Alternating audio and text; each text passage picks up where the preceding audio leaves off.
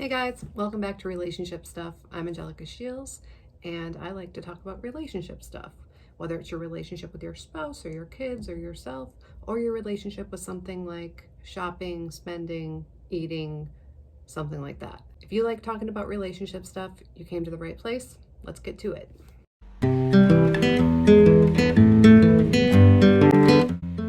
So there's a relationship theory out there that I like a lot. It's called Imago relationship theory, and a guy named Harville Hendrix made it up, and he wrote a few books on it. One is Getting the Love You Want, one is Keeping the Love You Find, and this one, the only one I still have on my shelf because I lent out the other two, is Giving the Love That Heals.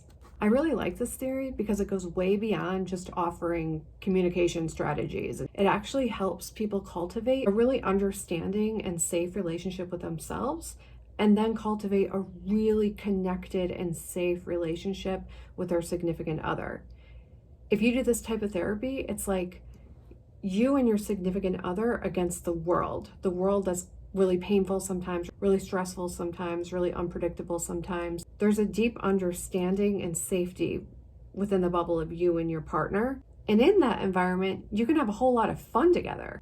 So here's a really quick background on what Imago theory is all about. Sometimes people experience relationship dynamics in their family of origin or in previous significant relationships that fail to meet basic core human needs of acceptance, consideration, emotional safety, being witnessed, security, stability, to feel valued. All of these basic needs are sometimes not met.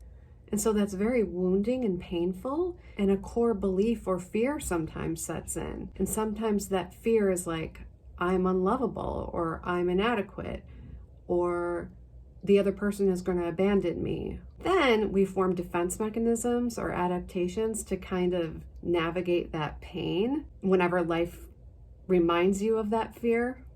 And theoretically, according to Harville Hendrix, there's two types of adaptations that people can assume. One is the maximizer, where the person is really wanting to address the problem. They're the ones that are going to start the conversations or start the interactions or demand that their needs get met in some way. And then the minimizer, the person that denies that they had the need and denies that they have the feeling, or they minimize their interaction with the stress. Like they're the ones that avoid or shut the conversation down or say, I don't want to talk about this. A lot of times couples find each other and fall in love who have the same core wound or core fear about themselves or the world around them, but opposite strategies for handling that pain.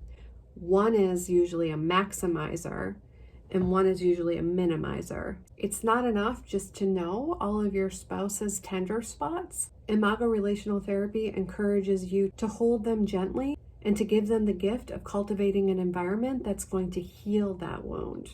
Same thing goes for your spouse toward you. So it's not just about saying a script to your significant other, it's about feeling what's going on with them and kind of attending to their inner child.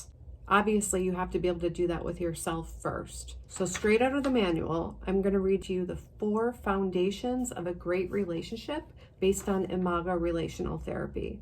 And you're going to find that this stuff is completely different than some of the pop psychology and some of the advice that you might hear elsewhere. Number 1, you live with another person and accept them as they are. One of the hardest things to grasp is that our partner is not us, that they do not think like us.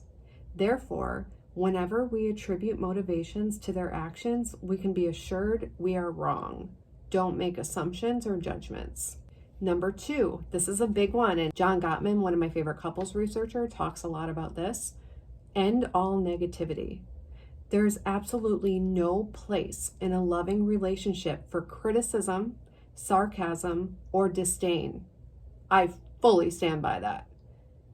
Anger can only be expressed in a disciplined, structured container. So like an exercise called the intentional dialogue, where one person is responsible for giving the I statements and the other person is responsible for validating and empathizing, or an exercise where one person is the holding space for the other person's emotions, and it's usually a little more vulnerable than just anger. Number 3, enhance the positive. Another John Gottman thing. But a lot of people don't do this. Good, warm, loving feelings are not a given. They must be consciously constructed by your behavior and by your words, by your mindset. We must perform loving acts and make loving statements with relentless, exaggerated enthusiasm. A good place to start here is add more statements of appreciation.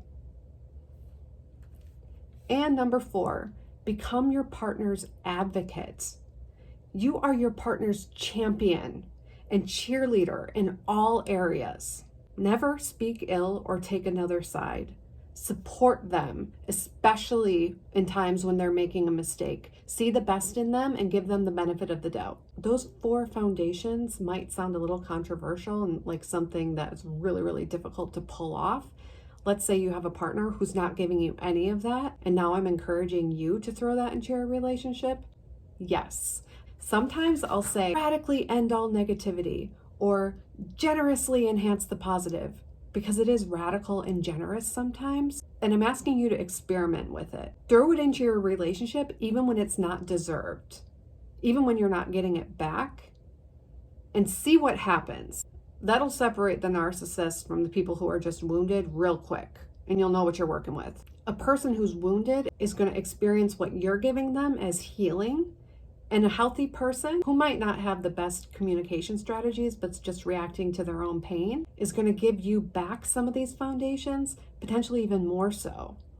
So try it out. That's all I got for today. Have a great one.